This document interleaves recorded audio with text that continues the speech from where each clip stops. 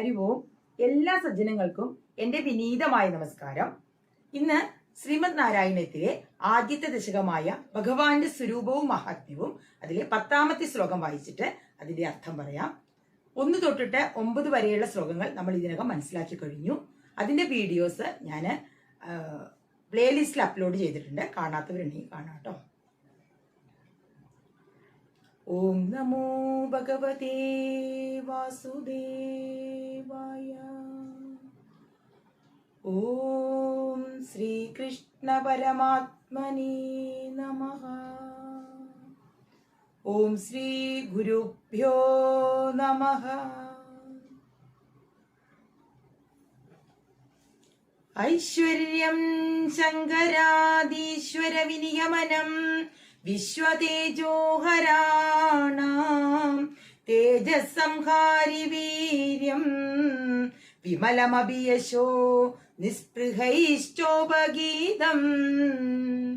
അംഗാസംഗാ സദാ ശ്രീരഖില വിദസിന ക്വാപിദേ സംഘവാർത്ത തദ്വാദാകാരവാസിൻ മുരഹര ഭഗവത് ശബ്ദമുഖ്യാശ്രയോസി. ഈ ശ്ലോകത്തില് മേൽപ്പത്തൂർ ഭട്ടതിരിപ്പാട് ഭഗവാൻ എന്ന നാമത്തിന് ശബ്ദത്തിന് അർഹയായിട്ടുള്ളത് ഗുരുവായൂരപ്പൻ മാത്രമാണ് എന്ന് സമർത്ഥിക്കുകയാണ്. 6 ഭഗങ്ങൾ ഉള്ള ആളെയാണ് ഭഗവാൻ എന്ന പേരിൽ അറിയപ്പെടുള്ളൂ. അപ്പോൾ ആ 6 ഭഗങ്ങൾ എന്ന് പറയുന്നത് ഐശ്വര്യം, വീര്യം, യശസ്, ശ്രീ, ജ്ഞാനം, വൈരാഗ്യം. ഈ 6 ഗുണങ്ങൾ ഉണ്ടെങ്കിൽ മാത്രമാണ് ഭഗവാൻ എന്നുള്ള ആ നാമത്തിന് അർഹമാവുള്ളൂ. അപ്പോൾ ഈ 6 ഗുണങ്ങൾ ഗുരുവായൂരപ്പനുണ്ട് എന്ന് സമർത്ഥിക്കുകയാണ് ഈ ശ്ലോകത്തിൽ. നമുക്ക് നോക്കാം. ഐശ്വര്യം ശങ്കരാദീശ്വര വിനിയമനം. ആദ്യത്തെ ഗുണമാണ് പറയുന്നത് ഐശ്വര്യം. ശങ്കരാദീശ്വര വിനിയമനം. ശങ്കരൻ ആദിയായിട്ടുള്ള ഈശ്വരന്മാർ, ആദി എന്ന് പറഞ്ഞു കഴിഞ്ഞാല് മുതലായ ശങ്കരൻ മുതലായ ഈശ്വരന്മാർ. വിനിയമനം. വിനിയമനം എന്ന് പറഞ്ഞു കഴിഞ്ഞാല് ഈ ബ്രഹ്മാവ്, ശിവൻ, ദേവേന്ദ്രൻ അങ്ങനെയുള്ള ഭഗവാന്മാരുടെ ഒക്കെ ചുമതലകളൊക്കെ കൺട്രോൾ ചെയ്ത് നടത്തി കൊടുക്കുന്നത് ഒക്കെ ഈ ഗുരുവായൂരപ്പനാണ്. അപ്പോൾ അവർക്ക് ഐശ്വര്യങ്ങളും അഷ്ടൈശ്വര്യങ്ങളും ഒക്കെ ഉണ്ട്. പക്ഷെ അതൊക്കെ കൊടുക്കുന്നത് ആരാണ്? ഈ ഗുരുവായൂരപ്പനാണ്. അപ്പോൾ എല്ലാ ഐശ്വര്യങ്ങൾക്കും മീതെ ഉള്ള ആളാണ് നമ്മുടെ ഈ ഗുരുവായൂരപ്പൻ. എല്ലാം അത് നടത്തി കൊടുക്കുന്നത് ആരാണ്? ഗുരുവായൂരപ്പനാണ്. അപ്പോൾ ഗുരുവായൂരപ്പൻ ഐശ്വര്യം എന്ന് പറയുന്നത് പരിപൂർണമാണ്. ഇനി വിശ്വതേജോഹരാണാം തേജസ് സംഹാരി വീര്യം. വിശ്വതേജോഹരാണാം, വിശ്വത്തിന്റെ തേജസ്സിനെ മുഴുവൻ തോൽപ്പിക്കപ്പെടുത്തി അത്ര തന്നെ തേജസ്സുള്ളവരുടെ തേജസ് സംഹാരിയെയും കൂടി നിഷ്പ്രഭമാക്കുന്നതാണ് അങ്ങയുടെ തേജസ്. അതുപോലെ തന്നെ എല്ലാവരെക്കാളും എല്ലാ ഈശ്വരന്മാരുടെയും ഒക്കെ അതിനേക്കാളൊക്കെ ഇതാണ് ഈ അങ്ങയുടെ വീര്യവും എന്ന് പറയുകയാണ്. അപ്പോൾ 2ാമത്തും കഴിഞ്ഞു വീര്യം. വിമലമഭിയശോ നിസ്പൃഹൈഷ്ഠോപഗീതം. വിമലമഭിയശോ, യശസ്സിനെ കുറിച്ച് പറയാണ്. എങ്ങനെയാണ് അങ്ങയുടെ യശസ്? വിമലമാണ്, പരിശുദ്ധമാണ്. നിസ്പൃഹൈഷ്ഠോപഗീതം. നിസ്പൃഹൈ പറഞ്ഞ നിഷ്കാമം, ഒരാഗ്രഹവും ഇല്ലാത്തത്. ഉപഗീതം പറഞ്ഞ പുകഴ്ത്തുക. അപ്പോ ഈ ഗുരുവായൂരപ്പനെ പറ്റിയിട്ട് പുകഴ്ത്തി പറയുന്നവര് എന്താണ്? ഒന്നും ആഗ്രഹിക്കാത്തവരാണ്. അവർക്ക് എന്താണ്? അവർക്ക് സന്തോഷം മാത്രമേ വേണ്ടൂ, അല്ലാണ്ട് ഒരു ആഗ്രഹവും ഇല്ല. മറ്റു ദേവന്മാരുടെ ഇപ്പോ ബ്രഹ്മാവിനെയൊക്കെ തപസ് ചെയ്തിട്ട്, ഹിരണ്യകശിപൊക്കെ തപസ് ചെയ്തിട്ട് എന്താണ് പറഞ്ഞത്? എന്നെ ആരും കൊല്ലപ്പെടരുത്, അങ്ങനെയുള്ള വരമൊക്കെ ചോദിച്ചിട്ടല്ലേ ചെയ്തത്. അപ്പോ ഈ ഭഗവാനെ ആശ്രയിക്കുന്നവര് എങ്ങനെയാണ്? സ്തുതിക്കുന്നവര് അവരൊന്നും ആഗ്രഹിക്കുന്നില്ല. അവര് വെറും സന്തോഷം മാത്രമേ ആഗ്രഹിക്കുന്നുള്ളൂ, അല്ലാതെ ഒരു വരം ഒന്നും ചോദിക്കുന്നില്ല. ശ്രീ. ഇനി അടുത്ത ശ്രീയാണ് കേട്ടോ. അങ്കാസംഗാ സദാ ശ്രീ.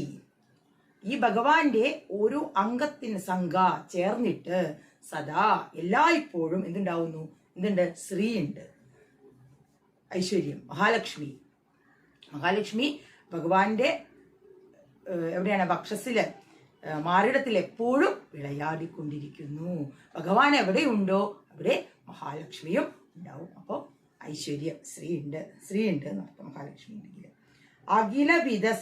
അഖില വിധസിനക്വാഭിതേ സംഘവാർത്ത. അഖില വിധസി, അഖിലവിത് പ്ലസ് അസി. അഖിലവിത് എന്താണ്? സർവജ്ഞൻ, എല്ലാം അറിയുന്നവനാണ് ഭഗവാൻ. ഈ ലൗകിക കാര്യങ്ങളായും ശരി, എന്ത് പരമജ്ഞാനം, എല്ലാത്തിനെ കുറിച്ചുമുള്ള ജ്ഞാനമുള്ള ആളാണ് ഭഗവാൻ.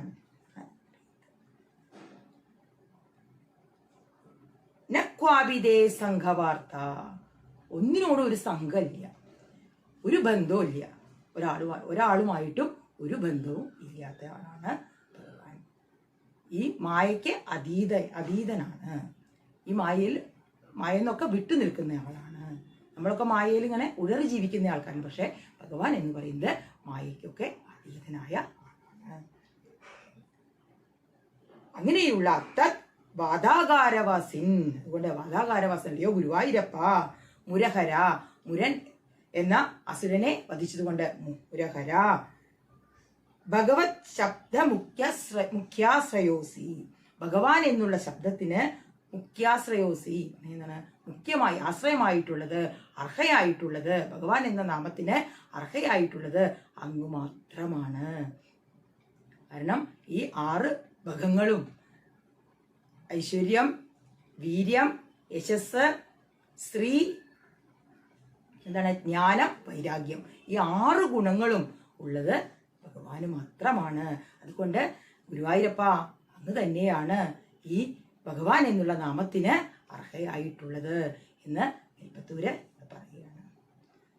അപ്പോൾ ഇതാണ് ഈ ശ്ലോകത്തിന്റെ അർത്ഥം. ഈ ശ്ലോകം ഞാൻ ഒന്നുകൂടി വായിക്കാം കേട്ടോ. ഐശ്വര്യം ശങ്കരാദീശ്വര വിനിയമനം വിശ്വതേജോഹരാണാം തേജസ്സംഹാരി വീര്യം വിമലമഭിയശോ നിസ്പൃഹൈശ്ചോപഗീതം അംഗാസംഗാ സദാ ശ്രീ രഖില വിദസിന ക്വാഭിദേ സംഘവാർത്താം തദ്വാധാകാരവാസിൻ മുരഹര ഭഗവത് ശബ്ദമുഖ്യാശ്രയോസി. ഈ ശ്ലോകത്തോടു കൂടിയിട്ട് ഈ ദശകം പൂർത്തിയായി. ഇത് ഭഗവാന്റെ തൃപ്പാദങ്ങളിൽ ഞാൻ സമർപ്പിക്കുന്നു. നിങ്ങൾക്ക് പറയുന്നതൊക്കെ ഇഷ്ടമാവുകയാണെങ്കിൽ നിങ്ങൾ ലൈക്ക് ചെയ്യുക, സബ്സ്ക്രൈബ് ചെയ്യാതെ കാണുന്നവരെങ്കിൽ സബ്സ്ക്രൈബ് ചെയ്യുക. അതുപോലെ തന്നെ അഭിപ്രായങ്ങളൊക്കെ കമൻറ്റിലൂടെ അറിയിക്കുക കേട്ടോ. എല്ലാവർക്കും ഈശ്വരാനുഗ്രഹം ഉണ്ടാവട്ടെ. എല്ലാവരെയും ഈശ്വരൻ അനുഗ്രഹിക്കട്ടെ. സർവം ശ്രീകൃഷ്ണാർപ്പണമസ്തു. നാരായണാഖില ഗുരോ ഭഗവൻ നമസ്തേ. സർവത്ര ഗോവിന്ദ നാമ സങ്കീർത്തനം. ഗോവിന്ദ ഗോവിന്ദ. ഓം ശ്രീ ഗുരുഭ്യോ നമഃ.